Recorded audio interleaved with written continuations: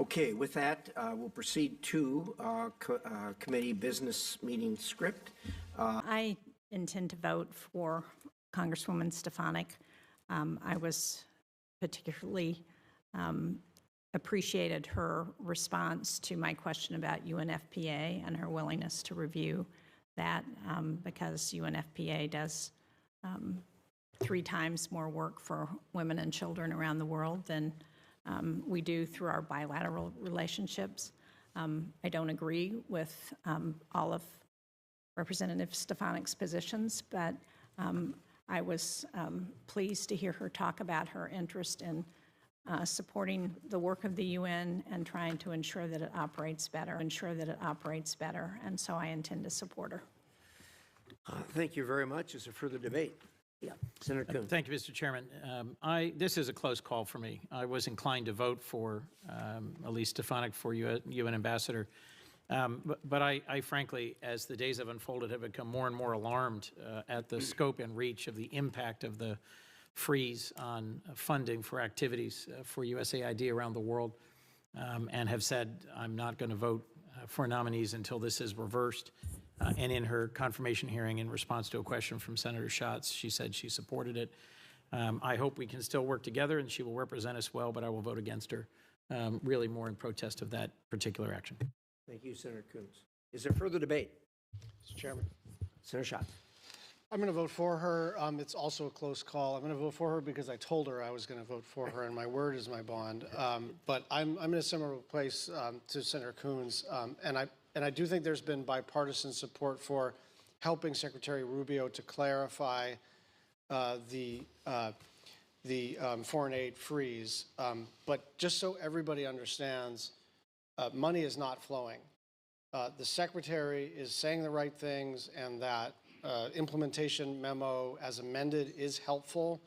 But on the ground in the places where 5 days ago we were describing medicine spoiling at the dock, clinics being closed, people being furloughed, the Secretary's amended memo has not effectuated the change that we are expecting it to.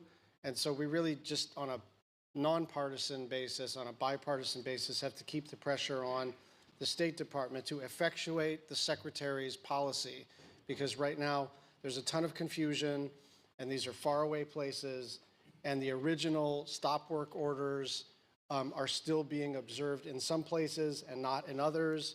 The furloughs are in some places being undone and not in others. And this is not some policy question anymore. It's a question of executing what the Secretary has asked.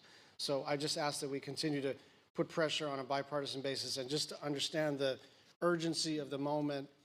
4 days ago, I asked, now how bad is this? And they said, babies dying by the weekend.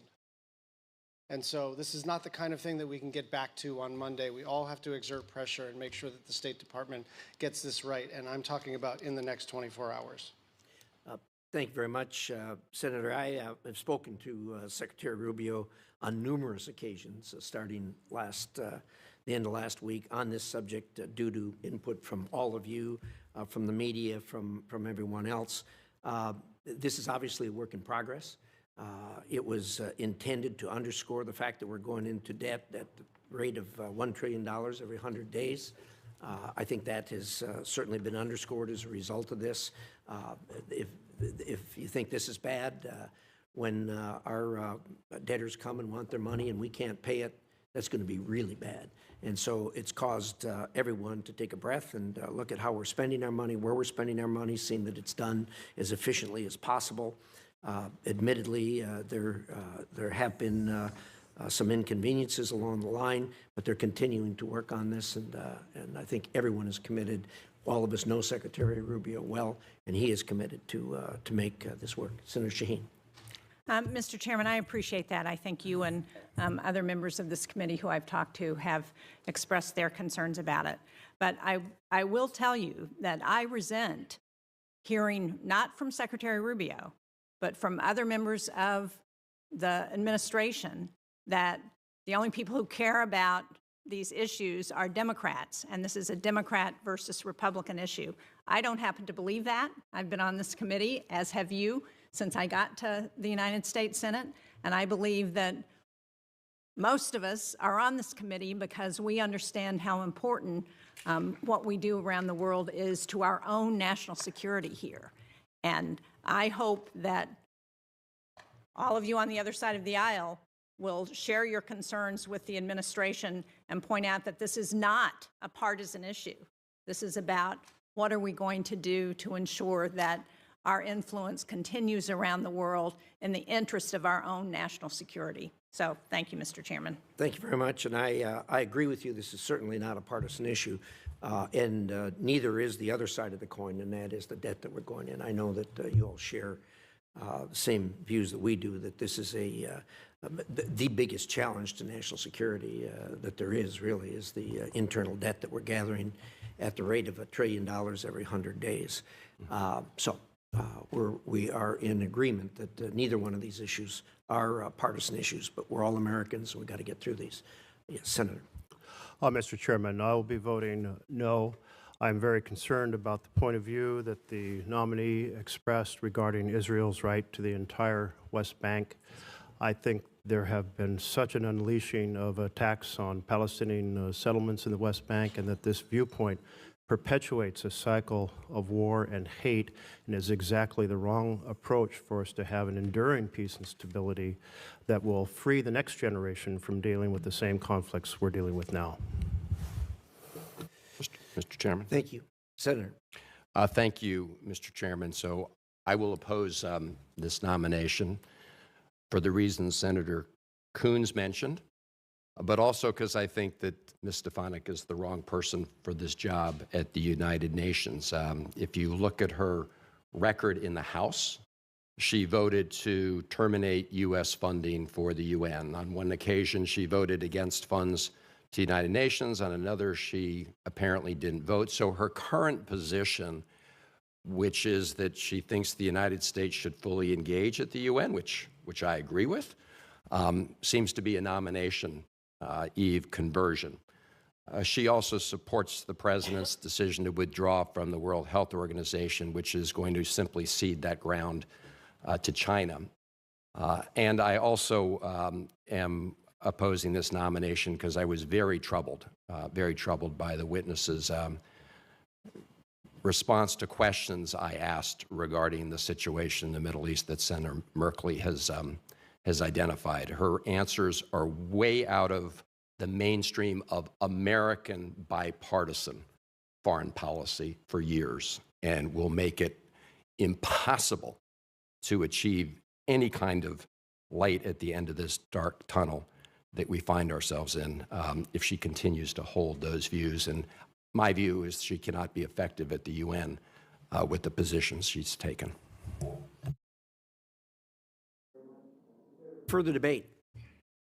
There being no further debate, we'll proceed to a vote. Are we satisfied with a voice vote with people registering a no? Or do you want a roll call vote? If there's no objection, we'll do a voice vote. All in favor of the two nominations for Ms. Stefanik, please signify by saying aye. Aye. Opposed, nay. And senators wish to be recorded. Senator Van Hollen, Senator Merkley, Senator Coons will be recorded as noes. Thank you very much. Appreciate the cooperation. And with that, Mr. Chairman? Yep, I'm sorry. I've also received some requests from members who wish to be recorded as no, and so we will submit them to the clerk. That's without objection. Those will be entered. With that, the business meeting will be adjourned, and we'll proceed to our hearing on PRC malign influence at home and abroad. So with that, I want to welcome our witnesses here today, and want to thank you for being here today, for taking your time to help us explore this important topic. This is the first policy hearing in this Congress. We felt it important to focus on the greatest long-term threat to the United States, that being China. As both a public official and a private citizen, I've watched the Chinese government's malign influence grow. Their political games, economic schemes, and military aggression has only increased over the years. The Chinese Communist Party has worked diligently to bring China to what it is today, and it did it the old-fashioned way. Chinese officials bribed, stole, and cheated at every opportunity to ensure that China comes out on top. And we let them do it virtually uninhibited. This has to stop. I think all of us agree the threat of Chinese influence on Western society is very real and needs to be addressed. The same Chinese government that commits genocide against its ethnic minorities and dramatically oppresses the God-given freedoms of its people also attempts to influence America. As we speak, they are working to undermine our national security, our economy, and our values. And it is doing the same to our allies. This isn't just wrong, but most of all, it is dangerous. Chinese influence spans industries, from government to academia, from research laboratories to farms and factory floors. No matter where, the Chinese government is determined to use both our people and our institutions to achieve China's political, economic, and military objectives. China interferes in elections around the world, including in the United States. It skirts foreign lobbying laws to influence democratic governments. And it woos state and city officials with elegant trips to adopt pro-China policies in an effort to pressure federal government. It is no secret that the Chinese government conducts espionage on American soil, but China goes far beyond this. China siphons American technology and intellectual property from companies it partners with, repurposing it for their own economic benefit and riding on the back of American ingenuity. China pumps money into American universities and think tanks attempting to secure access to sensitive military technology. Despite these threats, the previous administration just renewed a science and technology agreement that actually encourages the very collaboration that could provide China with more access. Abroad, our allies face similar problems, often on a larger scale. China co-ops international organizations like the UN and ensures they never get a chance to address the many human rights atrocities and military incursions China commits. Sadly, while the Chinese government has improved and redefined its tactics over the year, U.S. diplomatic tools and laws have not kept pace to help manage these problems. My goal today is to begin outlining what this committee can do to push back on China's political, economic, and military influence in our country and abroad. To start, I hope that we can close the loopholes that allow for foreign agents to lobby government officials, reform our visa process to screen those who pose an intelligence risk, and encourage our national security community to play a larger role to counter the Chinese influence in American universities. This work will take a whole-of-government approach, but in large part will be spearheaded by Secretary Rubio. I know Secretary Rubio will use state as more than just a diplomatic mouthpiece, as has been the case. I know he will operate the State Department as the United States government's expert agency on fighting foreign influence and incorporate countering Chinese influence into every aspect of its mission. The Chinese will use every trick they can come up with to undermine America and other freedom-loving nations. But working together across the aisle, across branches of government, and with our allies across oceans, America has and always will beat our authoritarian aggressors. And I have no doubt that we will continue to do so. With that, I will yield to Senator Shaheen. Thank you, Mr. Chairman, and welcome to each of our witnesses. Thank you all for being here today. I certainly think Chairman Risch has made some important points that I agree with. We've worked closely together on the Chinese Communist Party's, the CCP's malign activities in the past, activities like supporting Taiwan and Lithuania that we've worked together on in the face of Beijing's economic coercion, voting to protect America's user data from being captured by the CCP on TikTok. I think these concerns, as are so many of the concerns about China, very bipartisan. Just last week at our hearing, senators from both sides of the aisle highlighted the danger posed by China's efforts at the United Nations. Today, China is targeting and exploiting open societies with every tool that they have. They leverage corrupt investments over decision makers in Africa and Latin America. They've tried to buy off politicians in Australia and New Zealand to undermine democratic elections. They control strategic ports in places like Sri Lanka and Piraeus in Greece. And they conduct covert espionage against American industries from advanced science to aerospace to AI. Given the stakes, I hope each of you today will share recommendations that we can take as policymakers. Something that I really want to zero in on is the growing cooperation between Beijing and Moscow. At the summit here in Washington last year, NATO labeled China a decisive enabler of Russia's war in Ukraine. But as we've seen, this partnership goes both ways. Russia has a lot to teach China when it comes to disinformation campaigns. Even before the invasion of Ukraine, Russia's Ministry of Digital Development, Communication, and Mass Media was partnering with China's National Radio and Television Administration.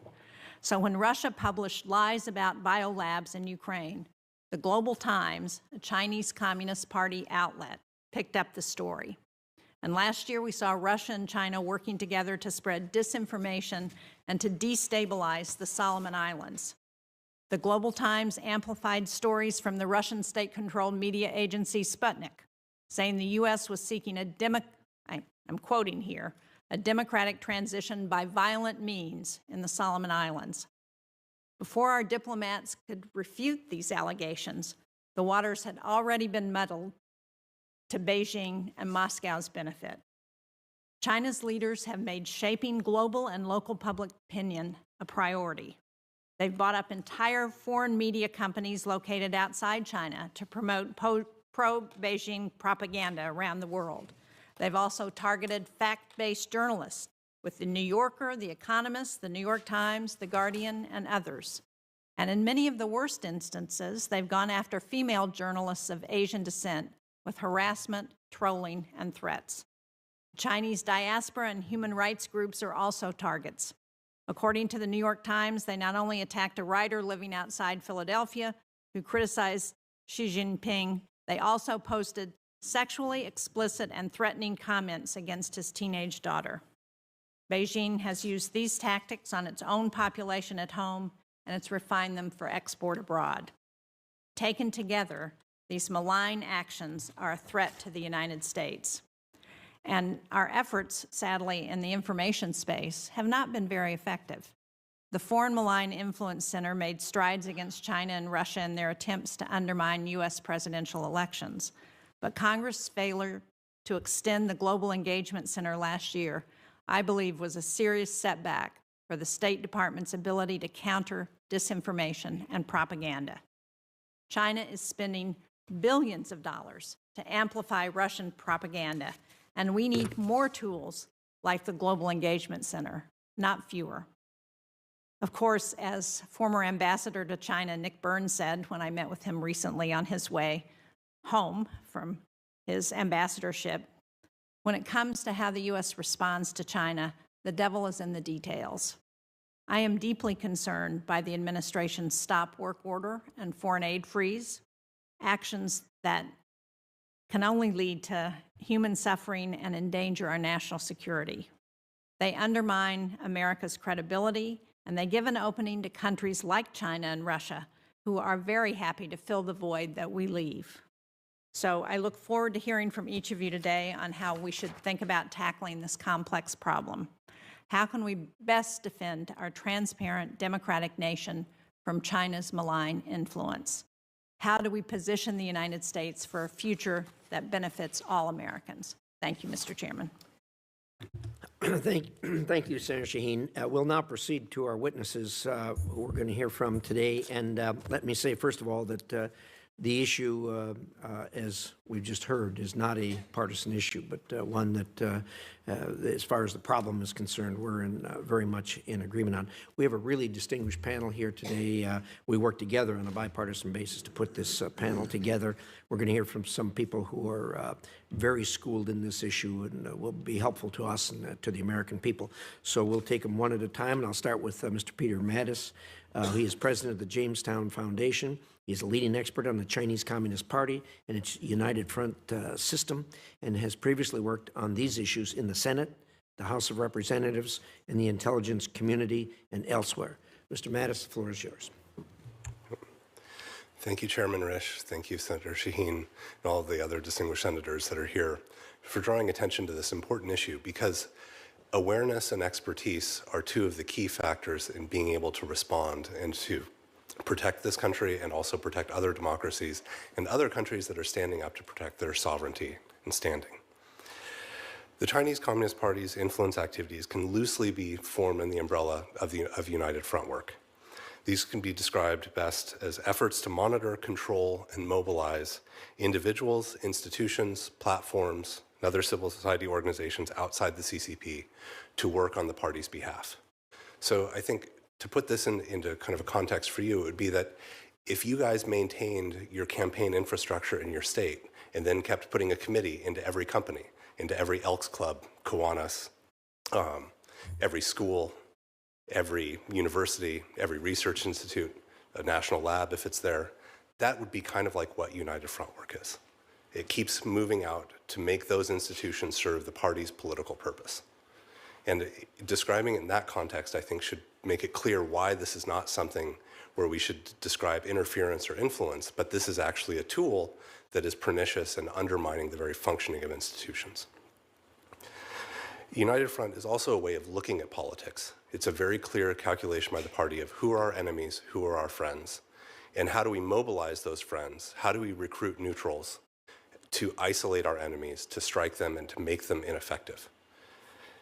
It's also a huge policy bureaucracy.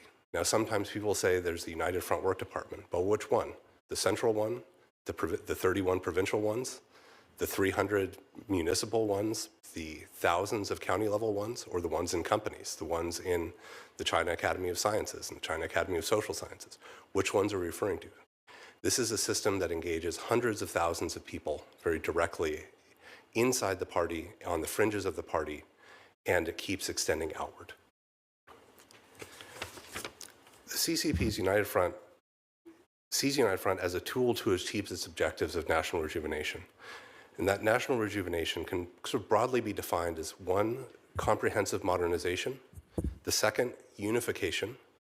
Now, we think of this in Taiwan, in Hong Kong, but it's really a political, economic, social, and cultural unification. It's not just having control, and it's putting everything together. The primary targets of United Front work are those individuals and institutions and platforms that really make democracy work. Their social groups, their media, their universities, their local and national political leaders, their companies. Anything that can be leveraged by the party will be leveraged. What is the harm, if you will? The first is that in some cases, when an organization is taken over by the party, our own citizens lose their voice to speaking to their own elected representatives in their own government. Right? Because you can't possibly meet every one of your constituents. You rely on these groups to tell you what is going on in your state, in districts if you were in the House. But if that community organization leader is someone who's speaking for the party, you might think that you're hearing from someone who's representing 500 people or 1,000 people. But really it's somebody who's representing the CCP rather than their fellow Americans. And you can go down a list of things, that the distortion of the marketplace of ideas, the loss of technology, as Mr. Stoff will cover, the facilitation of intelligence operations. Pushing back necessarily requires sort of insider information of institutions and organizations that are being affected, and that person needs awareness. They need something like a hearing today or other types of information, whether it's RFA reporting abroad or any other form of, say, a report from Safeguard Defenders or other civil society organizations to say, wait a minute, there's a problem here, and I can go out and find external expertise, which is the next piece. You need external expertise. And one of the ways in which the United States is very different than the CCP is that we support people who are trying to stand up for their own rights, for their own countries, for their own sovereignty. And the party is paying people to do their own bidding, that of the CCP, and not for the benefit of their citizens and fellows. And lastly, you need political power. As when I worked with Senator Cruz's staff in 2018 to keep the CCP out of the University of Texas, Austin, it took someone who was on the inside, it took the outside expertise, and then it took someone who was willing to draw attention to it and say there are political consequences for this. So to get through this, in terms of recommendations, anything that improves transparency, such as FAR reform, to make things more accessible, to make sure that it's not a quarterly update, that it's searchable, would be beneficial. There's focus on the Chinese Malign Influence Fund, like keeping it strategic rather than just repurposing funds for existing programs. And I think it's worth thinking about what are the ways to incentivize action within executive departments, such as the Department of State, so that We're asking Congress or asking the State Department to report when authorities are not used, rather than sort of trying to avoid the congressional reporting requirement of many things that are put forward. Thank you very much. Thank you very much, Mr. Mattis. We'll turn now to Mr. Jeffrey Stoff. He is the founder of the Center for Research, Security, and Integrity. He previously spent nearly 2 decades in government focused on risks to the security and integrity of research from adversarial or authoritarian nations. He now advises academia, governments, and businesses on these matters. Mr. Stoff, the floor is yours. Chairman Risch, Ranking Member Shaheen, and distinguished members of the committee, thank you for the opportunity to testify today on this critically important topic. Now that I no longer work in the government, I can speak very candidly about the PRC's method to exploit our innovation ecosystem and the failures within both the government and academia to address this problem. Over the last 15 years, I've studied China's research ecosystem and how the party state exploits our innovation. I worked closely with most federal agencies that fund scientific research, as well as law enforcement and intelligence components. That support has exposed me to a range of deficiencies and failures of the U.S. government, which were a source of my frustration and the reason I resigned from federal service in 2021. Today, neither academia nor governments of liberal democracies has sufficiently adapted to a contradictory reality. One of the most significant participants in the global scientific enterprise is also our greatest adversary, an extremely oppressive regime that seeks to dominate and displace the U.S. technologically and militarily, to reshape the world order and to preserve the Communist Party's interests. It is past time to have candid and uncomfortable conversations about the current state of how the PRC's unfettered access to our research ecosystem and its malign influence activities have profound effects on our national and economic security, and the corrupting and corrosive effects that are enabled by the negligence of U.S. partners. U.S. universities are run like businesses with a primary objective of generating revenue. Academia's incentives are often not aligned with U.S. national security and economic interests. Systemic noncompliance on federal research grants and its willingness to accept and fail to report PRC sources of funding often run counter to the values of transparency and integrity that academia espouses. My written testimony shows examples of academia's widespread disregard for security of ethical concern or ethical concerns. I provide low estimates of over 27,000 articles published just in the past 5 years, involving collaboration between U.S. institutions and PLA medical entities, weapons design and production facilities, state-owned defense enterprises that supply the PLA, key defense research universities, and entities that develop and deploy mass surveillance technologies to PRC public security organs enabling human rights abuses. Much of this research is funded by federal agencies, private foundations, and corporate sponsors with few restrictions or regulatory oversight. The U.S. government has done little to deter academia from failing to comply with federal research grant rules, such as failing to disclose PRC money and support, which sometimes appear to be an attempt to disguise contracted research for the PRC as unrestricted gifts. This, combined with PRC programs that task and incentivize U.S. faculty members to bypass merit-based hiring decisions, conduct research projects at the PRC's behest, and a swath of other malign activities, create corrosive secondary effects as well. These include a vicious cycle of inequity in the system. Smaller schools that are being honest but denied federal funding have smaller budgets and fewer resources to hire PhD students, attract top talent, etc., which then makes them less competitive on future grant proposals. This also translates to fewer opportunities domestically and an erosion of STEM talent pipelines. Compounding these problems are abject failures by the FBI's near-exclusive focus on criminal investigations as a hammer looking for a nail that fails to protect earlier stages of our research ecosystem, as well as the intelligence community's failure to adapt to post-Cold War realities and the asymmetric threats posed by China, which only seldom involve espionage activities. The scale and scope of China's predations in our research ecosystem are largely unknown, making it impossible to determine the level of influence the PRC exerts over our U.S. research that overwhelmingly benefits China. My testimony discusses issues that go beyond the jurisdiction of this committee. My recommendations seek to close regulatory gaps and bolster compliance and enforcement mechanisms, and have State Department play a much larger role in many of these areas to ensure that real costs are imposed to the PRC when it violates commonly accepted norms and values of scientific research. To effectively counter the PRC's malign influence, We must find the courage to break down silos and build new paradigms for cooperation among and between federal agencies, legislative committees, and our key allies and partners around the world. Thank you, and I look forward to your questions. Thank you very much. We'll now hear from Dr. Melanie Hart. She is the Senior Director of the Global China Hub at the Atlantic Council. Immediately prior, she served at the Department of State and played a central role on U.S. responses to Chinese economic coercion, as well as strategy and international engagement on semiconductors. Dr. Hart, the floor is yours. Senator Risch, Ranking Member Shaheen, distinguished members of this committee, thank you for the opportunity to testify today. The U.S. and China are engaged in systemic competition. It is a competition over which model prevails, the U.S. model of political and economic development or China's. If China prevails, the U.S. and the world will be less free, less prosperous, and less safe. Beijing is deploying a range of tactics to achieve its objectives.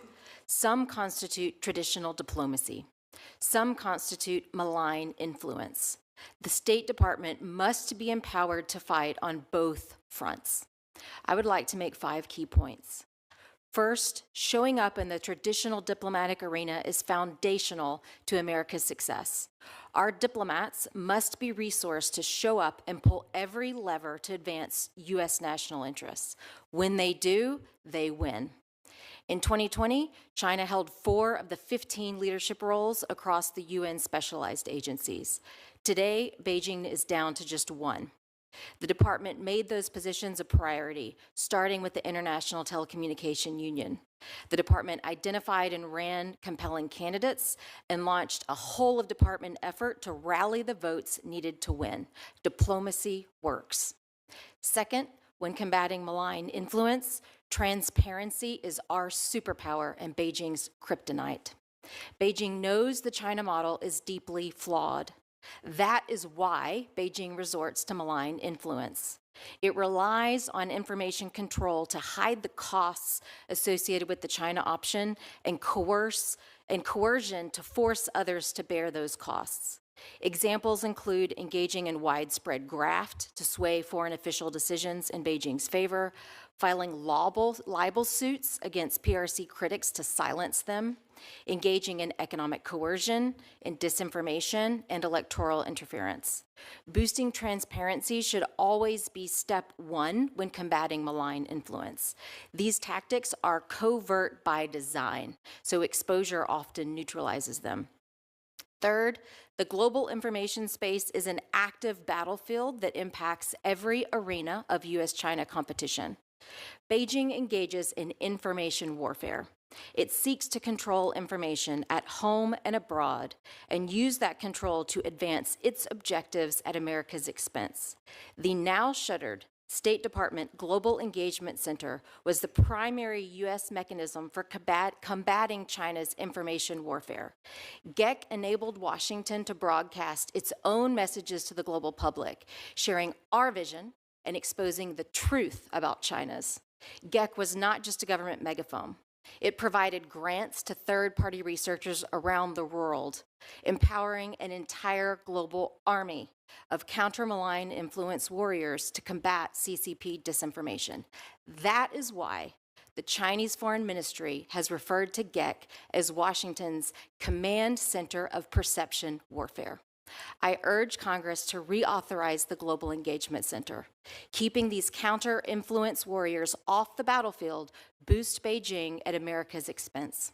Fourth, economic coercion requires active defense. During the Biden administration, the department launched an internal unit to provide support to nations facing Chinese economic coercion. That effort was wildly successful. So much so, it neared case capacity due to the number of nations coming in for assistance. At present, there is no single State Department FTE or office with authorization and appropriations to counter Chinese economic coercion. I urge Congress to provide dedicated resources for this effort.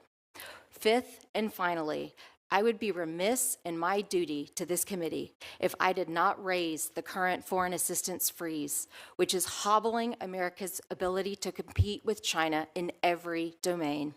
Over $1 billion in foreign military financing for Taiwan, frozen. NDI and IRI are shutting down global operations. Human rights organizations, frozen. Washington has effectively abandoned the Hong Kong pro-democracy movement.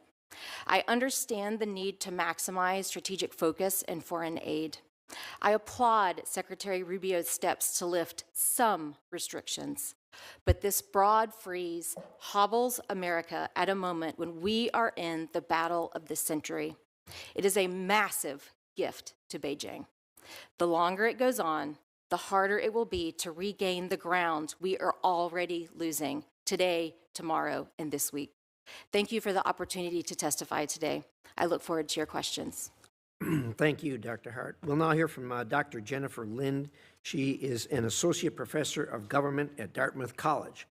She also is a faculty associate at Harvard University and the author of a forthcoming book on the rise of China and future of great power competition. So with that, Dr. Lind, the floor is yours. Thank you, Chairman Risch. Chairman, Ranking Member Shaheen, and distinguished members of the committee, thank you for having me today. What I'd like to talk about is China's malign influence operations and influence operations more broadly. And let me talk about what these operations are and what makes them malign. Although all countries seek to build their influence through a range of policies that we call public diplomacy, malign influence operations are a very different matter. The CCP conducts extensive influence operations that are malign both in terms of goals and methods. Such operations seek to bolster authoritarianism, discredit democratic governance, reshape global norms in China's interest, and silence China's critics. In these operations, proxy organizations obscure ties to the CCP while they buy media companies and fund research and think tanks. Cyber units employ illegal cyber espionage and hacking operations, and Chinese agents coerce American citizens into promoting Beijing's interests by threatening their family back in China. China's influence operations are thus threatening because their goals run counter to U.S. interests and because of the covert and illegal methods on which they rely. Furthermore, they are threatening because they are massive in scope. They are run through a huge government bureaucracy consisting of numerous different agencies at all levels of society. The budget for these operations is said to exceed the budget of China's Ministry of Foreign Affairs. This is not geopolitics as usual. This is an unusually aggressive and well-funded effort. Now, how should the U.S. respond to these malign operations? In my written statement, I introduced a framework for thinking about U.S. policy. Its goal is not only to defend the United States from hostile Chinese operations, but also to convince Beijing to rein in its activities, and thus to establish some rules of the road to stabilize our strategic competition. The first step toward creating those rules is for U.S. leaders to identify which of China's activities are regrettable but normal great power competition. For example, although we don't like it, and although we should maintain as good a defense as possible, we can probably tolerate cyber attacks, pro-CCP fake accounts on social media. But the second category of activities is different. These are the policies or behaviors that U.S. leaders decide are intolerable. Such activities might include election interference, abductions, and operations that coerce American citizens. So step one is to distinguish between regrettable but tolerable operations versus intolerable ones. Step two is to develop a toolkit that we are willing to use to shape Chinese behavior, actions that the CCP would view as intolerable. The U.S. government would convey privately to Beijing that if it violated the bounds of acceptable activities, we would respond in kind. That is, we would cross some of Beijing's red lines. This is not an escalation. It's how great powers establish the rules of the game. Beijing's bright red lines, the absolutely intolerables, relate to China's domestic stability. Specific policies would have to be figured out at the classified level. But once again, the core idea is not only to play defense, but to make the CCP feel the costs of its aggression and to encourage it to moderate its behavior. This sounds delicate and dangerous and hard, and it's actually harder. Let me conclude by noting that not only do we have to manage this challenging strategic competition with Beijing, but in that competition lurk potential dangers to the rights of millions of Americans, Chinese Americans in particular. Our adversary is already, at this early stage and in peacetime, coercing good Americans to work against their country on its behalf. As we formulate our responses to Chinese malign influence operations, U.S. leaders should think about previous situations, such as World War II, Japanese internment, and Cold War McCarthyism, and think about when our institutions protected our people versus failed them. In other words, U.S. leaders should think not only about this important strategic interaction with Beijing, but whether our policies in that interaction uphold our values. Thank you very much. Well, thank you. First of all, I want to commend the panel. We get panels through here all the time, but this is probably as good a presentation as we've had on an issue in a long, long time. Part of this whole problem is the fact that convincing America and different segments of America how dangerous of a situation this is. And one of the ones I've been focused on over the years and have been somewhat successful but not completely successful is to get a better handle on what colleges and universities are doing. The colleges and universities, as all of you know, are a really target-rich place for the Chinese. They show up with money, and as was pointed out here, colleges and universities respond to money, whether it's from their donors, from their alumni, or from the Chinese showing up with money. And most Americans are shocked to hear that we have hundreds of thousands of Chinese students studying here in the United States, with only a tiny, tiny fraction of U.S. students studying in China. And there's a huge difference. The Chinese students here are not studying ancient Greek history. They're here with the STEMs and the national security issues and everything else. And each and every one of them, whether they like it or not, is an agent of the Chinese Communist Party.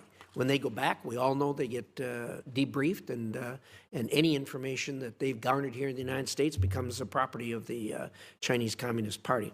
So we've seen example after example of the Chinese showing up at a university, coming up with millions of dollars, and they get a chair, they get an endowed chair, they get an entire institution within the institution focused on what they want to have focused on. So I guess the question I'd have for all of you is, and first of all, admittedly, the universities have an entirely different view than we that work in the national security lane do of this. They when you sit down and talk with them, they believe, and a lot of them, I think, are very sincere in their belief that, oh, in academia, we're all together. This is one big world, and we should all use this knowledge that we have and share it with each other, regardless of national security implications of it, whether it's designing computer chips or designing factories that manufacture arms. So give me some thoughts. How do we bring the universities on board to have a better understanding of, number one, how dangerous China is, and number two, how they are exploiting us, even without our knowledge in a lot of instances, in taking what we have? Mr. Mattis, let's start with you. Well, one thing I can tell you is that 10 years ago, this was a completely different problem than it is today. There are actually resources, there are companies, there are more experts, there are journalists, there are plenty of places where universities can go. So a dearth of expertise or a lack of information is no longer the problem that they once faced, or it wasn't as severe. The second, as I think my friend Jeff has said, that the grant reporting requirements from the federal government actually have to be rigorously pursued and adhered to. We would consider it corruption if it were a defense contractor or others that were not providing the correct reporting requirements. And because, as I think you've heard from every single witness, The problem here is the corruption in the rules and the corruption of the process. And as long as that process is clear and it has rigor, then it will provide the basic level of protection. I think the other piece that's there is to go back into your home states and to talk to the public universities and engage them and ask, well, what have you done for compliance? What do you do about these things? Because I know from my time on Capitol Hill that those conversations actually did bear fruit and they did drive public universities to think about this. Suggestion. Thank you. Mr. Stoff? Thank you for the question. Yeah, a lot of it, I agree, a lot of it has to do with raising a level of understanding and awareness. And one of the challenges is that the U.S. government needs to share a lot more information on the kind of investigations. For example, the OIGs do a lot of interesting things that are at civil and administrative levels that don't reach, that are not just simply not public record, right? Because they're not a criminal indictment, and that's not a bad thing. But what happens is the universities are not seeing, and they're not really incentivized to see what's happening on their campuses and the type of malign influence and the way China can come in and divert and influence the research that's going on. There is some information that the government has that I think needs to do a much better job in sharing that. I think there also needs to be much more scholarship on the topic itself, where we demonstrate activities, behaviors that China exerts that is fundamentally against the principles and values of academic freedom, transparency, reciprocity, and integrity, which is core to what universities talk about of their mission. And there needs to be a lot more effort looking at where and how this is being done to show this is affecting us all, including on your campus, so that we take more collective action. Thank you. Dr. Hart? Thank you. I endorse the comments that have come before and would like to just add one point. We need a scalpel for this, not a sledgehammer. It is in U.S. national interest to keep the student pipeline open. We're in a pitched battle for global tech supremacy. For decades, Beijing stole our IP. Let's steal their best engineers. You know, China's national engineers developed the DeepSeek AI model that surprised the world this week. You know, we'd be better off if the engineers behind that were working here in the U.S. and U.S. universities and U.S. companies. So it's important to keep that in mind. Those student exchanges are a way that we can siphon off some of Beijing's top talent. So we want to make sure that for the students that are here, for the researchers that we want, that they feel they are safe in the United States, they understand how to follow the rules, and they feel their civil rights will be protected. Yeah, we can beat Beijing at making Chinese scientists feel safe. Well, thank you, Dr. Hart. There's a flaw, however, in your suggestion, and I think probably everyone in the room knows it. When a student comes over here, they got to go back.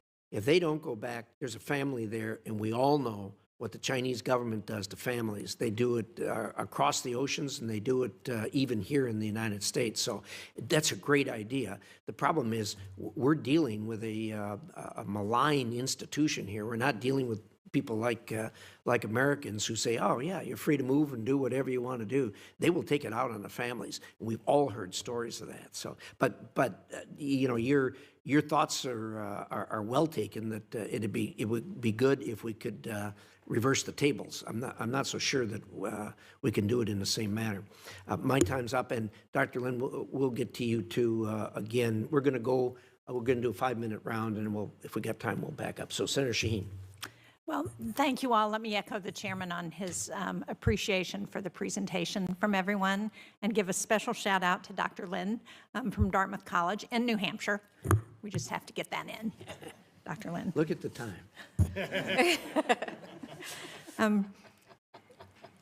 Senator Rubio, Secretary Rubio now, introduced a bill back in July of the last session that would have required the Secretary of State to work with the Ukrainian government to establish a mechanism for reviewing PRC investments in Ukraine. Now, sadly, one of the results of this foreign assistance freeze is that it's cutting off some essential services to Ukraine at a time when we know not only is Russia looking at how they can undermine Ukraine, but the PRC is starting to invest there. So if our goal is to prevent Ukraine from accepting that PRC investment? How does cutting off our own assistance move us toward that goal? And are there incentives for Beijing to play a productive role in trying to get to peace talks in that conflict? The president's raised that as a potential role for the PRC. Do we think that's likely? Dr. Lind. Thank you for your question. On the broader issue of pausing U.S. foreign aid, I agree with the sentiments that we've heard today so far that talk about foreign aid as a really important arrow in the quiver of U.S. national security, along with other tools such as, diplomacy, military assistance, and so on. And so ideally, we would want to be using all of our different tools in a coordinated fashion to achieve our objectives. And so for that reason, I think it's understandable if the administration wants to take a short pause and assess, are we using the right tools in the right way? Should we be using some tools more than others, and so on? But we shouldn't be taking this important arrow out of our quiver. And we should recognize the many areas across the globe, talked about medicines going to waste on ports, talked about perhaps the politics of this leading to babies dying, right? So there's such direct things to think about here. So because of that, it's really important that we remember there's development assistance that this affects, and there's strategic realms that we may not have appreciated how consequential this would be, such as the conflict in Ukraine, for example. So do we think, is there any incentive for the PRC to help move negotiations around the war in Ukraine? Does anybody on the panel think that there is a way that would encourage them to do that? Mr. Mattis? So as president of the Jamestown Foundation, I oversee a large network of analysts that are not just covering China, but focus on Russia as well. And it's hard to see that the PRC has played any kind of neutral role. And even their positioning in peace talks has not been neutral. It has been reinforcing Russia's positions. And I can't help but think that at best, getting them to neutrality would require a lot of pressure and a lot of threats to their system that we can still apply. And the question is whether or not we would want to escalate in that way. But barring some massive change, Beijing is not neutral, and they've put their support behind Moscow. So anything there, they will try to bring pressure on Ukraine and to get Ukraine to surrender. Thank you. Dr. Hart, as you pointed out in your comments, and I referenced in my opening statement, the PRC spends over $1 billion a year in promoting their messaging. The state-backed media outlets are found in every major hotel in the world. Chinese firms purchase local media outlets, and yet we are woefully behind. You mentioned the Global Engagement Center, also appropriations for U.S. agency for global media entities and networks, including Radio Free Asia, Voice of America, Radio Free Europe. Those have declined by almost 12% in real terms over the past decade. And as we all know, America has a better story to tell, but we need to be a lot better at telling it. So what should we think about other than those two arenas in terms of competing with China on their propaganda campaign? Sure, I'll make 2 points. China, as you said, is spending over $1 billion in getting its message out to the world. That's very difficult to combat directly. But one brilliant element of the former Global Engagement Center is that it provided grants to third parties in the United States and in other agencies to empower NGOs around the world to do their own investigations and their own exposure of what Beijing was actually up to. So it was a massive force multiplier. It enabled the United States to leverage voices around the world to combat Chinese disinformation. And that third-party element is really critical. And I would just add one other point, which is our online spaces.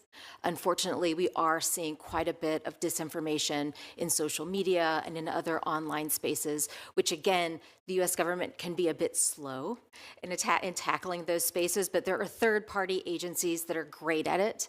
The Atlantic Council has the Digital Forensic Research Lab, for example, which is actively tracking Chinese and Russian disinformation in U.S. and other social media domains. We want to empower not just the U.S. government, but also every ally we have in the field. Thank you. Thank you, Senator Sheen. Senator Ricketts. Thank you very much, Mr. Chairman, and thank you to our panelists for being here today. Communist China is the single biggest external existential threat we have to our nation. I believe that you are all making the case for that this needs to be what we focus on, and we have not been focusing on it. And during his confirmation hearing, Secretary Rubio warned that, quote, if we stay on the road we're on right now, in less than 10 years, virtually everything that matters to us in life will depend on whether communist China will allow us to have it or not. Folks, right now we're facing that first real test of whether or not we're willing to get off that road that we've been on that has allowed communist China to take advantage of the world system and a country that seeks to displace us. And that test is TikTok. This app is just not another social media platform. It's one of the apps that Communist China uses in its web of diplomacy to push its propaganda, spy on Americans, and control the narrative of why they think they're better than we are. That's why we passed with bipartisan support a law that required ByteDance to sell within 270 days. And the Supreme Court, by the way, upheld that law unanimously. The law is now moved or is in effect, and so what you're seeing is TikTok has been removed from app stores, meaning that it means that not only can new users not download it, but you can't get updates. So effectively, it will mean that the existing users will see their experience degrade as well. And as long as Communist China governed ByteDance controls the app, it is going to be a tool for the Communist Party in China to try to exercise its malign influence here in the United States. TikTok has 170 million users.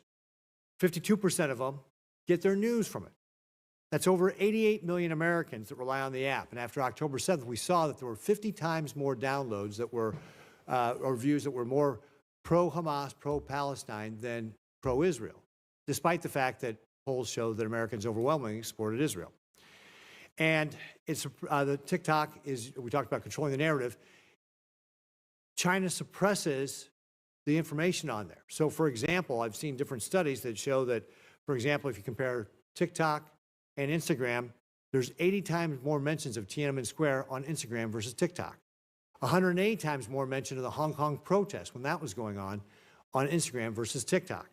400 times the amount of content talking about Communist China being responsible for COVID on Instagram versus TikTok. And when it comes to the Uyghurs, about 10 times more information on Instagram versus TikTok. This is part of how they are shaping the narrative. And it's just the start. And we see this in other applications as well. Obviously, with the announcement of the law going into effect on TikTok, Red Note saw a bunch of users. And of course, Dr. Hart, you just talked about DeepSeek as well. China's lining up the next apps to be able to control our things. And by the way, folks, we don't allow foreign adversaries or foreign companies to own our TV stations and radio stations. You're limited to 20% of a direct foreign ownership in a TV or radio station. We don't have such laws for streaming services. That's one of the things perhaps we can take up. So these applications are where people are getting news in America. We have laws to block them in TV and radio stations, but not for applications like TikTok.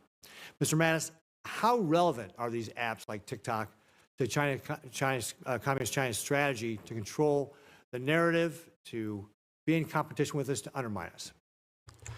So one of the points that I alluded to in my statement and that Melanie has spoken about is that this narrative fight is actually not just a narrative on narrative, but it is a competition for the platforms and the pipes, if you will, that allow narratives to move and allow them to be pushed out. So if we go back, let's say 40 years to the Soviet disinformation effort to say that the United States was harvesting organs from babies in Latin America, or was the source of AIDS as a biological weapon in Africa. Those were things that took years and years of effort. And now those stories can be disseminated to 170 million people, essentially instantly and overnight. This is the biggest change. And I think we have to keep our eye focused on what those platforms are so that they can be free-flowing, that they're not distorted. Because to me, I know it's easy to understand the privacy issue of some of these apps, but it's the ability to distort the messages that people hear that are the most important. And everything that we've learned about cognitive psychology, the way that we take in information, the way our biases become anchored, right? The more closed off or the more you're sucked into a particular information source, the easier it is to plant something that will stick and it'll be harder to pull apart. So we have to keep our eye. I focus less on the narratives themselves and much more on the groups and the platforms. You know, it's first the medium, then the message is what the party's doing. And if I may, Mr. Chairman, just real briefly, what should we do about Red Note and DeepSeek and other platforms like that? I think for those kinds of platforms, you have to adopt the same approach that was applied to TikTok, that it either is sort of removed from the control or it is no longer available in the app stores. Great. Thank you very much, Mr. Mayor. Thank you, Mr. Chairman. Thank you. Senator Schatz. Thank you, Chairman. Thank you to our panelists, and I agree with the Chairman. This is an excellent group to inform us. Mr. Mattis, I want to just start with the Philippines. As you know, they're one of our closest allies. We have economic assistance arrangements. We have life-saving support that we provide, and of course, we have a security partnership that's lasted generations. If you were a senior CCP official, how would you view this freeze in foreign aid coming from the United States? Frankly, I would be looking to exploit the opportunity that is there. And over the years, the political fluctuations in the Philippines have offered those opportunities. They've disrupted the relationship, they've disrupted partnership, and anything from Beijing's perspective, or if I were a senior official in the United Front Work Department, I would be doing everything I can to exploit whatever chaos is there in the U.S.-Philippine relationship. What would that look like? Here are the sort of the traditional tools of sort of corruption. I would be looking also to mobilize groups to lobby politicians to say, well, look, the U.S. is an unreliable ally, and that you need to pull, you need to move in this other direction. I would be looking to create pressure about escalation risks if the Philippines chooses to defend itself, Second Thomas Shoal and other territories. It could go on a range of Sure. themes like that. Do you think this moment is particularly important? I mean, it seems to me like tactically that if I were a senior CCP official, I would be mobilizing this week to be making some moves that are specific to the opportunity presented this week, not just as a general proposition in terms of great power competition in the Asia-Pacific region, but specifically to seize this opportunity of us looking like an unreliable partner. Is that fair to say? Look, when I look at the CCP, what I was alluding to was a long-term set of ambitions and clarity. And we may be talking about this more, but it doesn't mean that 10 years ago we didn't know or we didn't see these. It's just that we weren't looking. No. So there are always opportunities to exploit.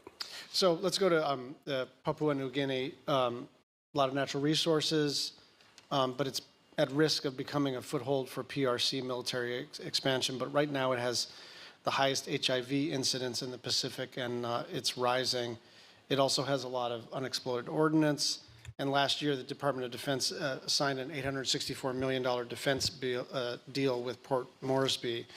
So it seems to me that the Philippines is one question. We have a bilateral relationship that spans generations and is sturdy, like under Duterte, less sturdy, but still solid, even when we have a president who's an unreliable partner.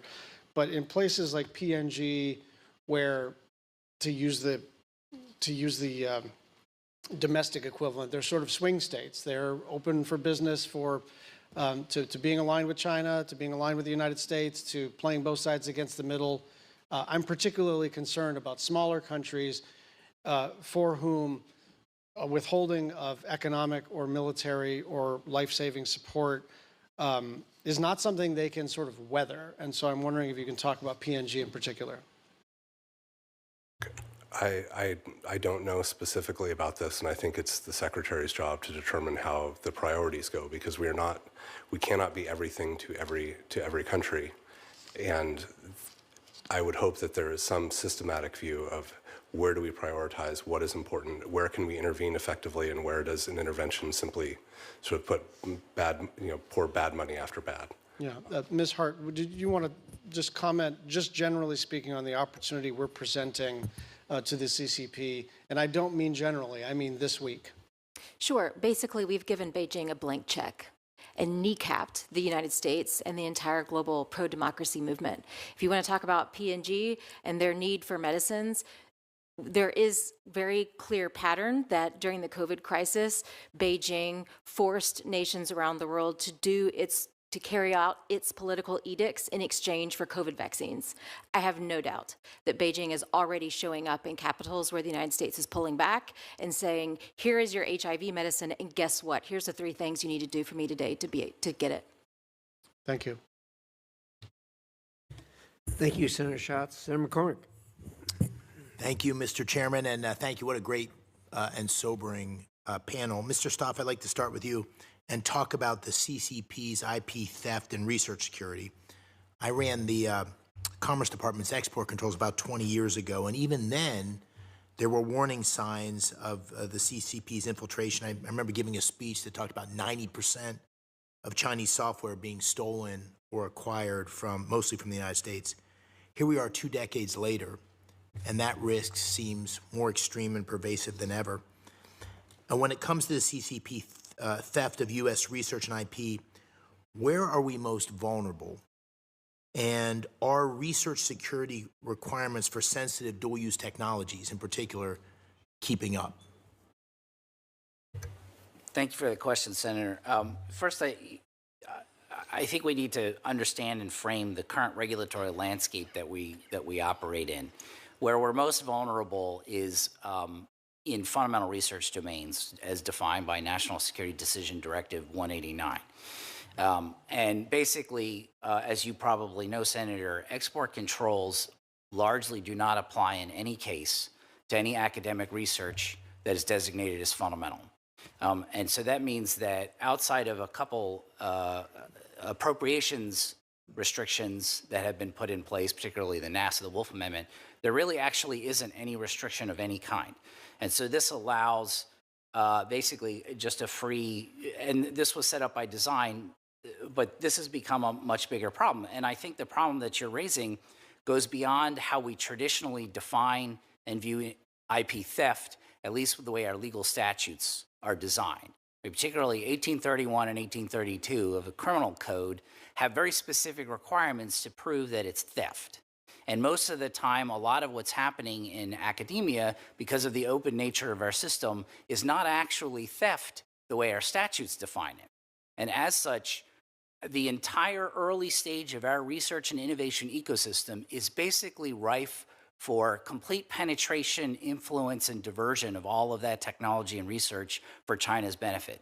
And as was pointed earlier, I think Chairman Richardson mentioned, and when China comes in with lots of money, this is irresistible. And the combination of those 2 things make it very difficult for U.S. policy to affect change because they're just simply, originally by design, enough regulatory oversight to do anything about it. Quickly, I would say that, and in my recommendations, my written testimony, I do think that we need to apply some of the restrictions in our export control regimes. The entity lists that BIS has, the OFAC lists, those are already established. Those have already, the U.S. government has already determined that there are a number of entities, both research institutions and companies that conduct research, that are a threat to our national security. Well, we should put restrictions in place if you're dealing with those entities, because the government has already decided that those entities are a problem. So kind of harmonizing our export control regime with our ecosystem will help. Yeah, that makes a lot of sense. Along those same lines, in December, the Biden administration signed a 5-year extension of the U.S.-China Science and Technology Agreement. Was this a good idea? Is this part of the big gap in our regulatory framework that you're referring to? To be honest, Senator, I am not I am not familiar enough with the details of that agreement to opine on whether this is effective or not, but the sense I get is most of the policy apparatus and how universities and the government interacts with each other, grant-making agencies, et cetera, the things that I recommend, I don't think would have any bearing or effect on this larger government-to-government science technology agreement. I think there's all the things that I recommend would not necessarily conflict with that agreement. Thank you. Mr. Mattis, just very quickly, we saw all the announcements this week around DeepSeek, R1. Does the proliferation of open source AI models that are trained to push the CCP's propaganda advance the party's efforts to shape public discourse in the United States? And how can this open source approach enable future influence operations? So very quickly, I think there are two dangers of platforms like this from coming out of the PRC. The first is that it is a data collection effort, that the more people interact with these systems, the more that is brought in. And this is something that is, goes back to sort of the back-end software that are on Huawei telecommunications and conference equipment, many other areas where you can see the PRC putting things kind of astride those pipes and platforms that allow them to benefit from the flow of information. So that's the other piece. The second is that the more that those models are trained on an international set of data, the more we're able to see things like the effectiveness of automated disinformation systems or propaganda systems that we have seen the PRC use. And the better those are, the harder it is to deal with, the harder it is to recognize them, the harder it is to shut it off. Thank you. Thank you. Senator Coons has yielded to Senator Kaine, as I understand it. Senator Kaine. Thank you, Mr. Chair, and thanks to my Delaware colleague, Senator Coons. Thank you for being here. I'm interested in all of this topic. I'm particularly interested in Chinese influence in the Americas. I have maintained during my now 12-plus years here under presidents of both parties and under Senates controlled by both parties that we don't spend enough time or attention in the military space through Southcom or in the foreign assistance space. We're not focusing enough in the Americas. And China sees that as a huge opportunity area for them. And my other colleagues who travel in the Americas, we see this all the time. Investments in Panama, offers of, 5G systems to nations like Costa Rica. And we appropriately warn allies in the region about the dangers of these. And we usually hear the same thing. Yeah, we understand, but do you guys have anything on the table for us? And what we tend to say then is we kind of diplomatically stumble over our tongues because we don't really invest. I'm very nervous about a recent statement of President Trump's reported last week. We don't need Latin America. That was widely reported. And then the foreign aid pause last week, which didn't just affect programs in Latin America, it affected them everywhere. But even setting those things aside, talk a little bit about what you're seeing in terms of Chinese influence in the Americas and how worried we ought to be about it.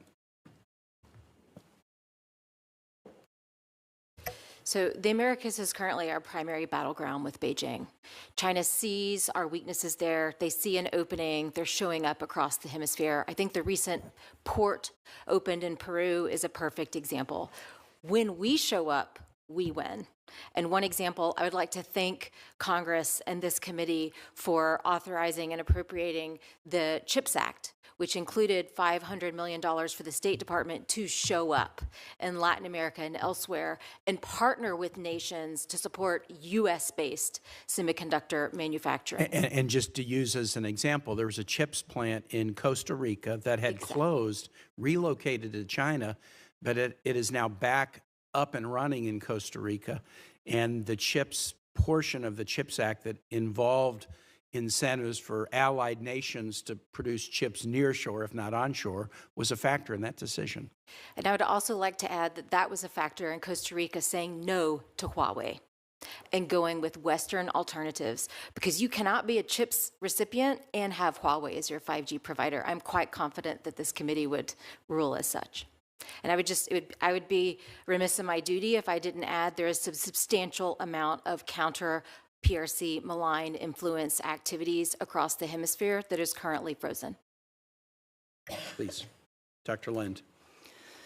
Thanks so much. It's a really important question and important to remind us of how vital the Latin American region is and is going to be in coming years.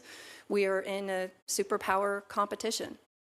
And we remember the last superpower competition that we were in, the number of times that the United States was engaged in various activities in Latin America, the number of times the Soviets were. I mean, think about the Cuban Missile Crisis, right? So just the fact that we are in a superpower competition again should cue us to be thinking that Latin America and South America is going to play a much larger role.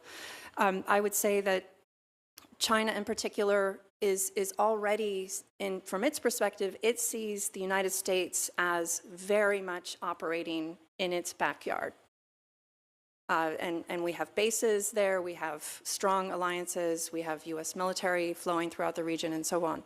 So China has the perception that it wants to push the US out, and a very keen way to do that, a very clever way to do that, is to start pressuring us in our backyard, as indeed it's already doing. What's the Chinese assessment of our response? I mean, they are pushing in our backyard, but you know, to me, it doesn't look like we're really responding in a forceful way. Is that how China sees it? I couldn't tell you how China sees it, unfortunately, but I think that when China looks at our efforts, it sees both a very powerful adversary, capable, technologically advanced, and adversary that has tremendous assets around the globe and tremendous goodwill across the globe and in the region that we're talking about in many ways. So China sees that, but it also sees vulnerabilities. And the vulnerabilities are many of which we've been pointing out today. And the vulnerability of the pause in foreign aid, for example, that's a... Or refusal to confirm ambassadors in the region. These are all kind of part of a fabric. My time is over, so I yield back, Mr. Chair. Thank you. Senator Scott. Sure. Thank you, Chairman. Let me continue with what Senator Kaine was talking about. I'm from Florida, so what goes on in Latin America is a big deal. We have a lot of people in my state that came from Latin America, and so they're following what's going on down there.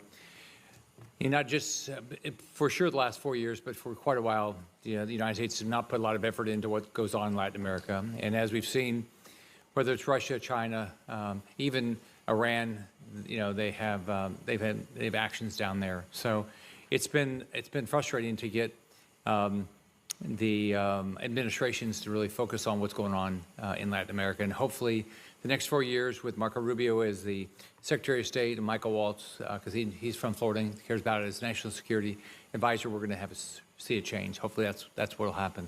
I don't believe China is our friend. I believe their government, China, is clearly decided to be our enemy. They want to destroy our way of life. And I think if we don't wake up, it's going to be too late.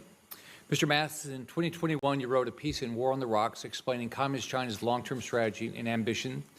Given that it's now 2025, 4 years ago, 4 years since, has your interpretation changed of Xi Jinping's emphasis on the great rejuvenation of the Chinese nation? I would say, if anything, my appreciation for the clarity and long-term thinking of the CCP and its focus on these objectives has, I would say, gotten sharper than I put in that piece. You think their ambitions are regional or global? They're global. They've always been global. I mean, if you look at the way that Mao launched the Great Leap Forward, he was not talking about China becoming, or the PRC becoming the world's, or the Asia's largest steel producer. He was talking about it becoming the world's largest steel producer. And you can see from every leader, from the CCP's beginning to the present, that they have always seen themselves on a world stage and not simply a regional one. Mr. Mattis, the CCP has invested heavily in military capabilities to challenge U.S. influence in the Indo-Pacific. I had the opportunity to go to the Philippines last year, I think it was, to see what they're doing in the shoals down there. How should the United States respond to these developments to preserve the ability to operate in this region?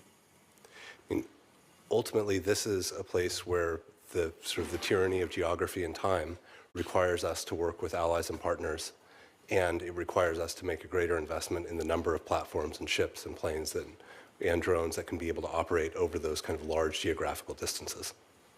There's been a lot written that China doesn't have the ability to execute, and so a lot of people say, "Oh, don't take them seriously because they're not very good at what they attempt to try to do?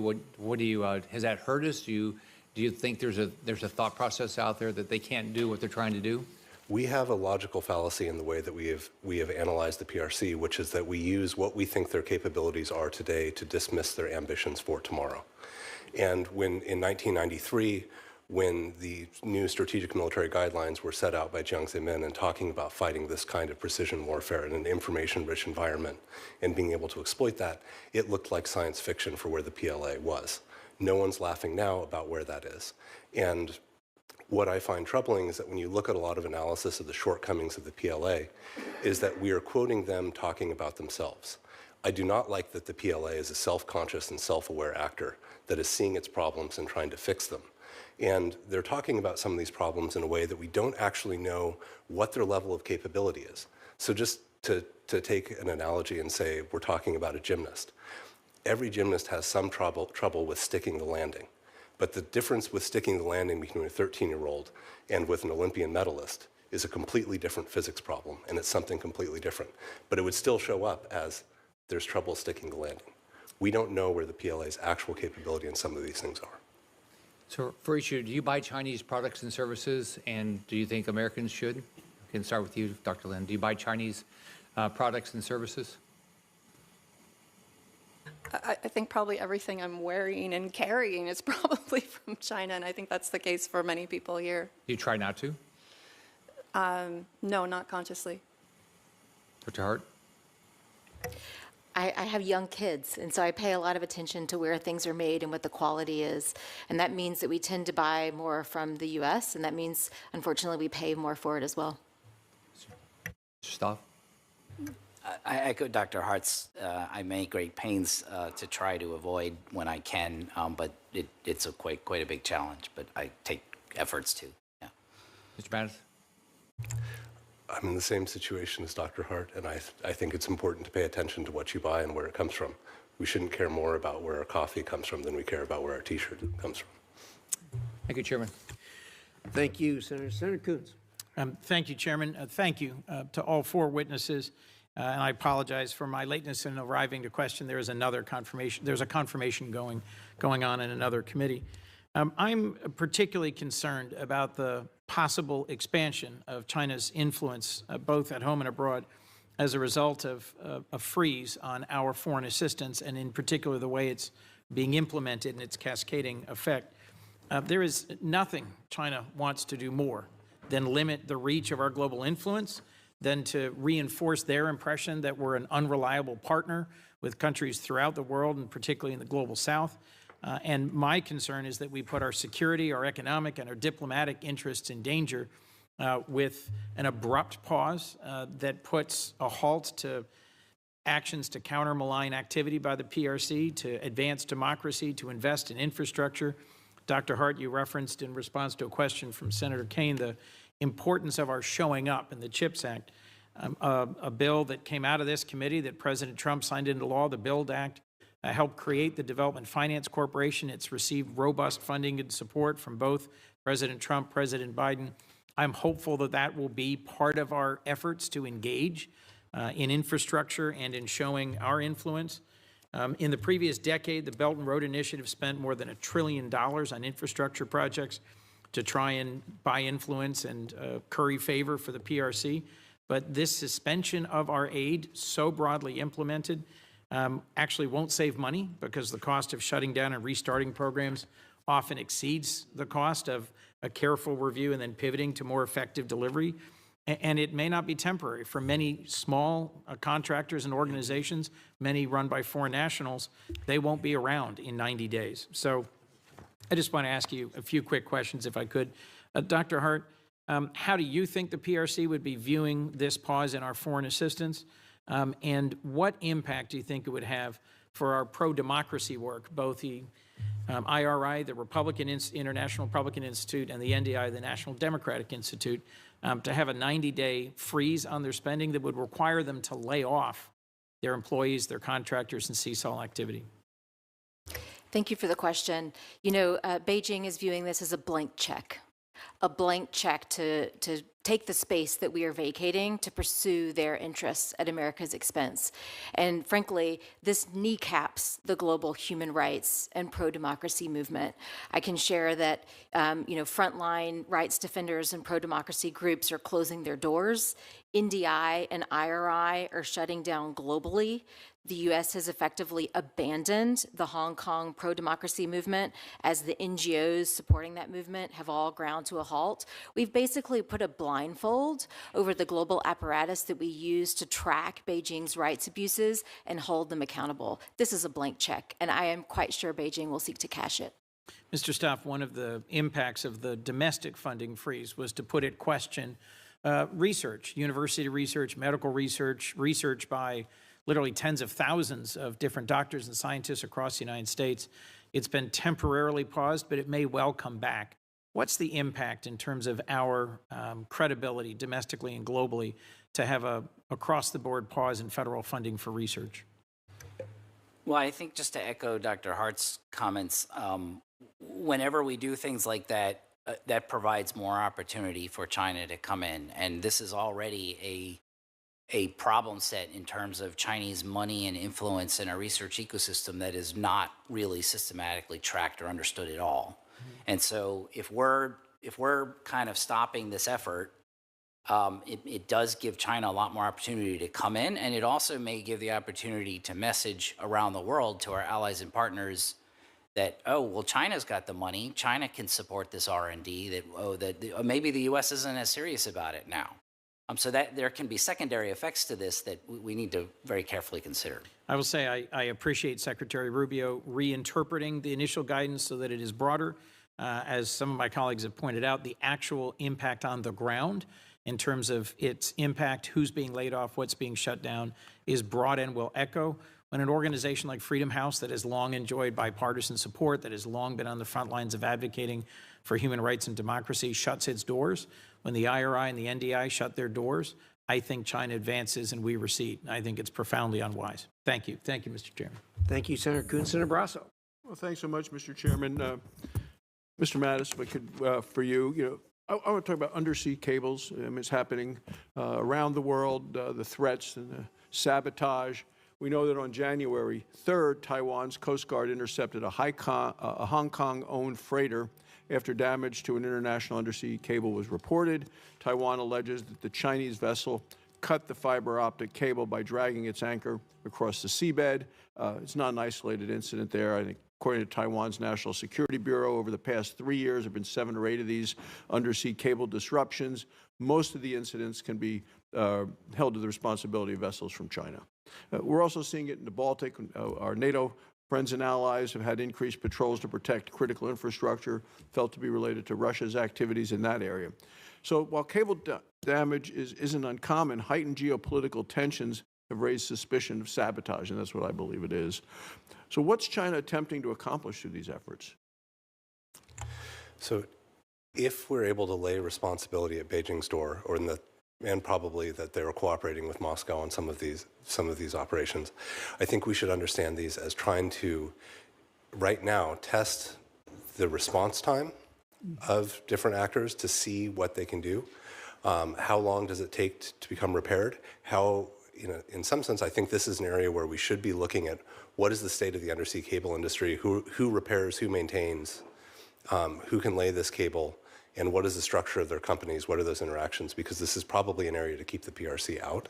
And then with respect to Taiwan specifically, it's a question of, can they isolate Taiwan?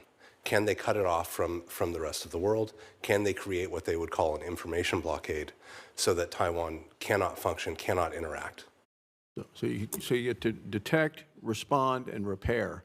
And is there something technologically that can help us do that more actively or quickly? How can countries better protect their underseas communication infrastructure from this potential sabotage? I'm honestly not sure what the technological solution is. I do know that this operates in kind of a legal lacunae in the way that international law functions, as you could see in the Baltic when countries were having trouble figuring out what is the justification to seize and search a vessel that had clearly done something. Yeah, so which leads to say, what would be the role then of international organizations in investigating and trying to prevent these incidents? I I think it's a country level investigation. It's an international cooperation, and to the extent that there's any international organization that has a role, they should be involved. And I think it's an important recognition for us that we have to understand that such an investigation only works when that organization has the integrity of its own processes. And I think everyone here could give you an example of an international organization that has not kept that integrity, and it's led to problems. Can I ask you a separate topic, which is IP protection? Because some of the nation's strategic advantages that we have here come from our innovation, our technology, as well as our research and development. And in about 2019, America's intellectual property was valued at almost $8 trillion.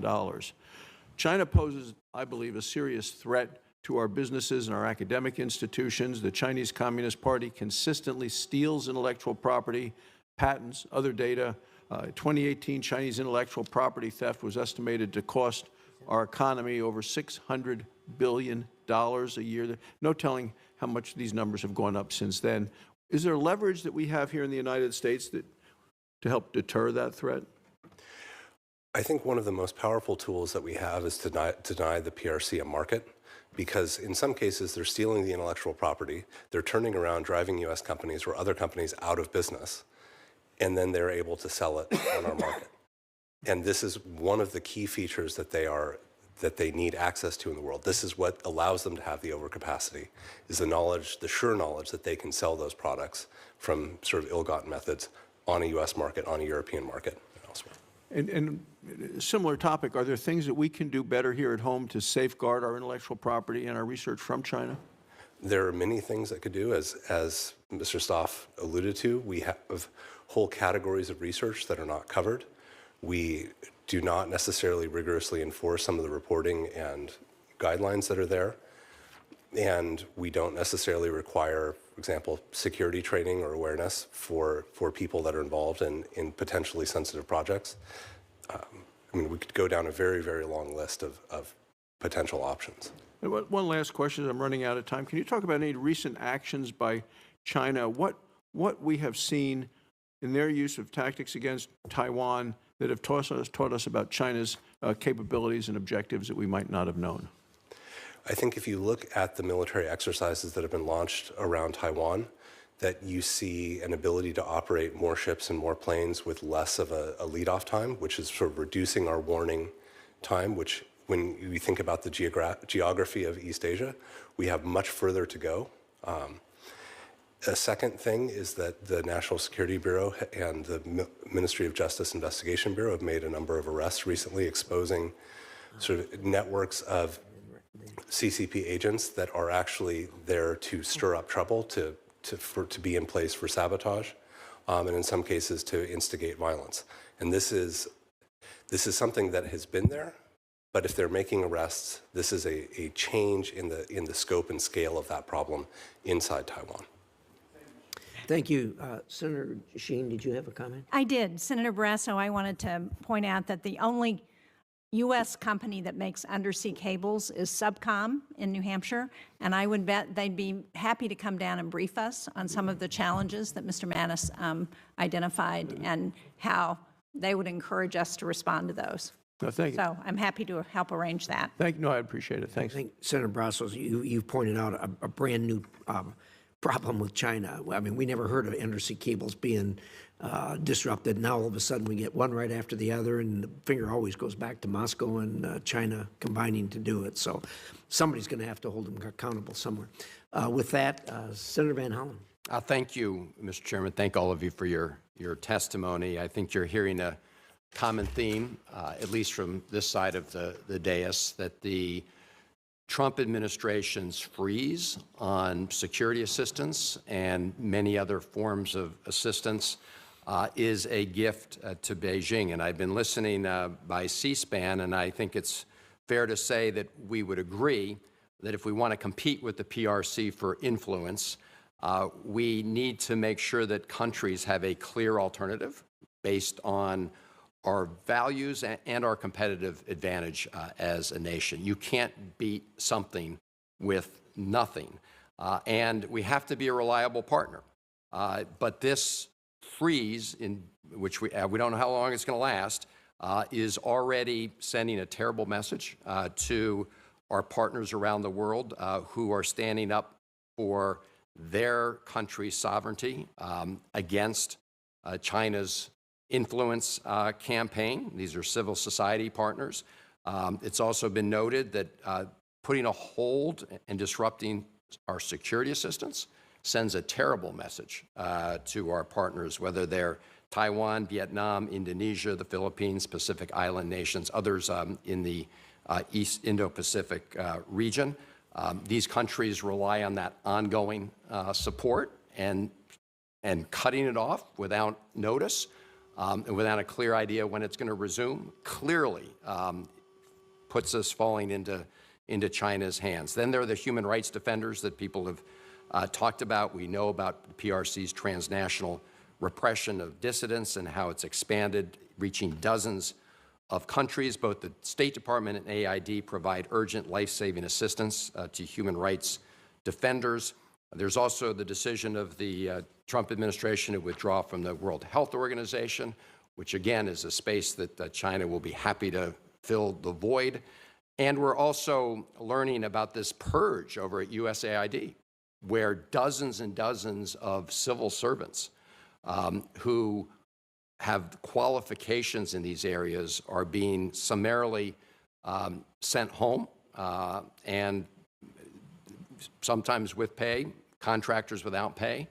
So I guess my question is, as I sort of listen to the testimony so far, Ms. Hart, is, and I know Senator Schatz asked a version of this question, but if you're President Xi, right, are you looking to exploit this moment?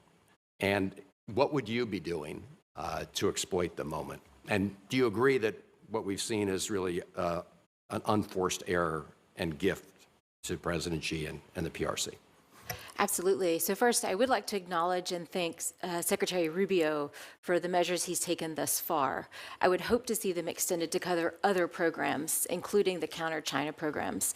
Basically, this across-the-board freeze has kneecapped America in the global competition with China. We've talked about how this silences and blindfolds our human rights watchers, giving Beijing a blank check to commit human rights abuses, including forced labor abuses. We've talked about, the Taiwan military, foreign military financing freeze, which gives Beijing a blank check to ramp up the coercion around Taiwan. There are two others I would like to mention. Cyber assistance is frozen. We are giving Beijing a blank check to commit cyber attacks against some of our partner nations. States CDP, the Cyberspace Digital Connectivity and Related Technology Fund, provides rapid foreign assistance to small countries that are being targeted with Chinese and Russian cyber attacks. That's turned off. Beijing has a golden opportunity to go after networks. And another one that hasn't been mentioned thus far is, with DFC over the past few years has been finally chipping in outbidding Chinese companies, even Chinese state-owned enterprises, in global infrastructure projects, including ports and telecom infrastructure. That is where we want to put Beijing on our back foot. But DFC is impacted by the freeze. And XM may not be directly impacted, but any company has to look at U.S. financing vehicles. Any country has to look at XM and DFC and question how reliable they are. So it not just kneecaps us in human rights, in protecting Taiwan, in resisting cyber attacks, it also undercuts our ability to outbid Beijing in ports and telecom infrastructure. Well, I appreciate that, and I know that there have been lots of discussions with Secretary Rubio, who was supported unanimously in the Senate. There's been some clarification on the humanitarian aid front, that it's not just limited to emergency food assistance, other areas, but the rest of this freeze is still in place. And you've described the really terrible consequences. So I hope we can end this sort of this forced error, our own goal here, and get back on track. Thank you, Mr. Chairman. Thank you, Mr. Chairman. Ranking member, it's great to be with you. Before I begin my remarks, it's important to me to lay down some foundational principles that I believe all of us operate on. And I'll just tell you personally, I have great respect for the Chinese people, the Chinese culture. the Chinese history. And I just want to make sure none of this morning is about any of that, but rather a dictatorship that is as hard on their own people as they are on other people. So let me jump in. Today I introduced a bill aimed at increasing pressure on Chinese, the way they address the theft of our IP. IP theft is one of the top issues I hear back about in my district, small businesses to big businesses across the top. And I understand it's estimated that we lose about $600 billion annually to this. So, Mr. Mattis, to what extent is China's IP theft explicitly backed by the government as a state-sponsored initiative? Is it actively pursued by the government as a strategy, or does the government simply turn a blind eye as long as it targets Americans? It is a policy that is backed both by the party and the state, and that party and state organizations are both involved in actively organizing people to conduct that theft, in creating, for example, one of the latest innovations is overseas innovation centers to fund partnerships. And this is a constantly sort of morphing problem that we cut off one avenue and another one pops up. They are a creative and prolific adversary, if you will, in terms of finding the holes and trying to keep those things going, especially when they can exploit third countries that may not care as much about the protection of U.S. intellectual property and U.S. technology. Thank you. Now, if I might, I'd actually like to speak to my CCP handlers. I know you're listening. I know you try to read my emails. I know you try to read my texts. I know you try to influence me back in my home state and my staff here in Washington, D.C. So I have a word for you. Jui Ting, it's not working. I'm not intimidated, and I will continue to fight for freedom and democracy around the world, especially in Hong Kong and Taiwan. Now, Mr. Mattis, can you help us describe a little bit what subnational influence operations are and the influence that targets people within a state, and how much of the goal is it to influence state and local government, and how much it is to try to influence federal officials? Well, the answer of whether or not it's also to influence the federal government as well as state and local is yes, because I mean, I think how many people in this chamber and in the Senate at large, began their careers as town council members, as state legislators, and others, because there is a natural progression and a natural career path that people hold.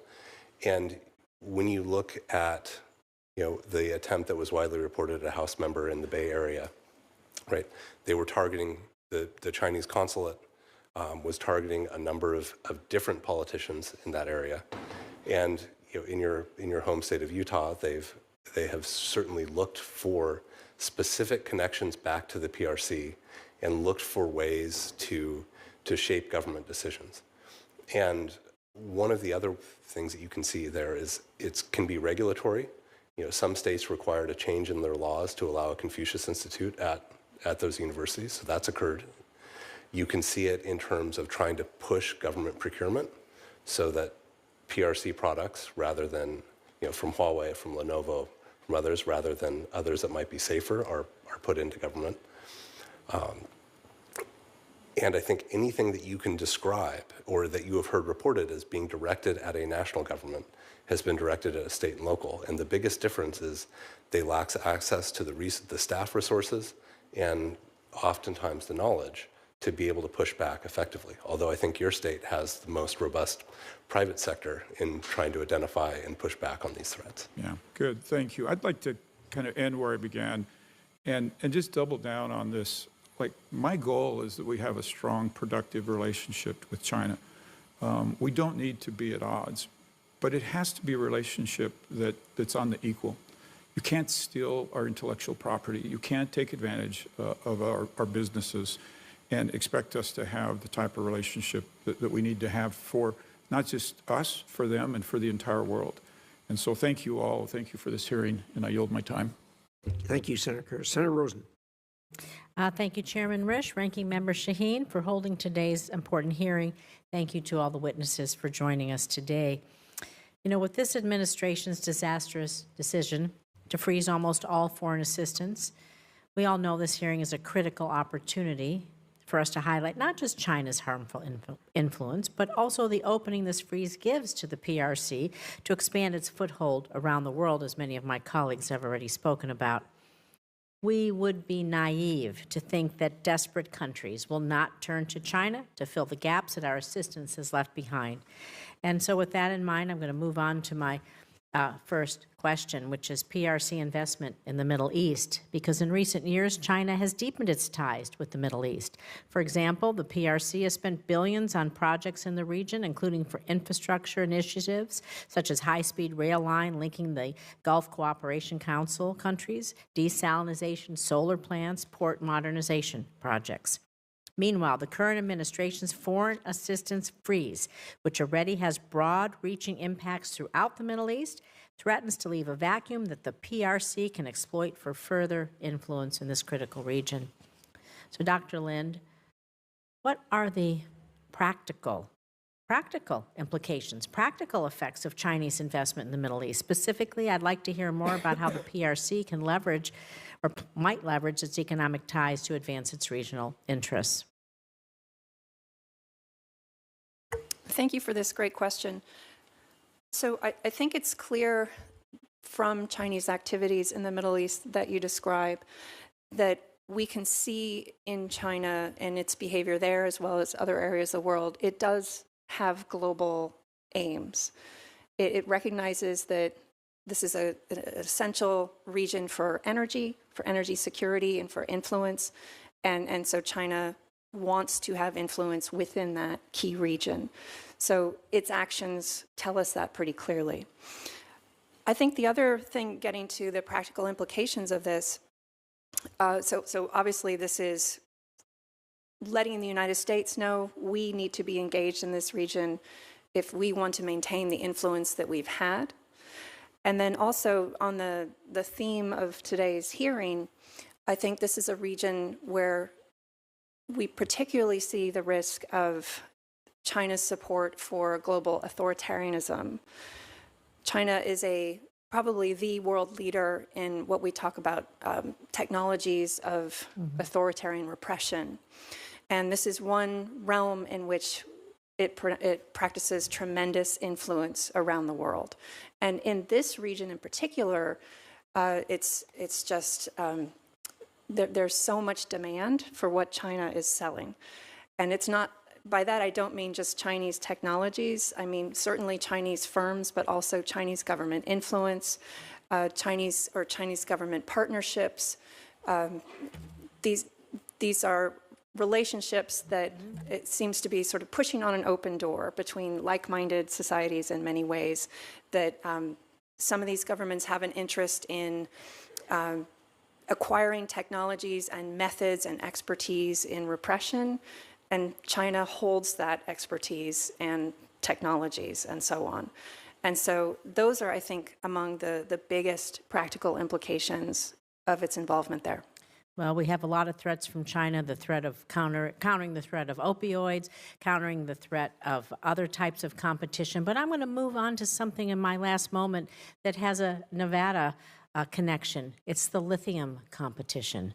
Because given the dual-use potential economic importance of lithium-ion batteries, securing a reliable lithium supply, it's a national security imperative. Nevada's poised to be a global leader in this issue. We're home to the highest proven lithium reserves in the United States. So Dr. Hart, I'm concerned that Chinese battery exporters, we think about other ways they can influence us, and we all like our phones. You know, people know about lithium from that. Deliberately lowering the price of lithium-ion batteries to undercut U.S. and allied manufacturers. It's a tactic the PRC has employed in the past. So can you talk to us about how we can weather this unfair practice and ultimately win the lithium-ion battery race with China? Sure. So where we have sectors that Beijing controls global supply chains, and we're working very hard to get alternatives online, such as the projects in Nevada, getting those alternatives online is step one. Step two, I suspect we're going to need something like a buyer's club for these critical products, whereby the United States and key allies and partners agree to buy from each other, recognizing that we won't cut each other off. Otherwise, if we have a completely open market, China will do what China has done before, which is dump product on the market to put these really important alternatives out of business. So getting them online is step one. But for step two, we're going to have some kind of multilateral arrangements or buyers clubs to encourage and incentivize companies to buy from Nevada instead of buying from Beijing. And would you think it's a good idea for the Department of Energy and the Department of Commerce to continue to fund the lithium loop that is in Nevada as a tech hub that will help us fight China? I think our national security may depend on it. Thank you. Well, thank you very much. I want to thank our panel. Dr. Lin, as we closed here, you hit on a point that I think really deserves underscoring, and that is the fact between our cultures. And that is, you were talking about the technology they produce for really controlling populations. And there is a real difference between autocracies and democracies in that here we in the United States and other democracies, we the people want to control our government. And those autocracies are in the exact opposite business, and they have a government that wants to control their people. And it is a very, very different view of life from the time you get up in the morning till the time you go to bed at night. And that's the world we live in, and we're going to have to figure out how we continue to live in a world where we have such differences in our view of the importance of an individual human being.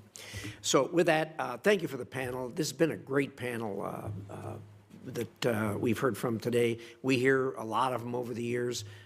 That we have probably as good an expertise here as I've seen on any issue that we have. So thank you all for participating today. I'm going to leave the record open for 24 hours to submit questions for the record. If we have some, I hope you'll take the opportunity to include answers to those in the record. So with that, Ranking Member, any final thoughts? Or thank you. Just thank you to all of you. Thank you so much. With that, the hearing is adjourned.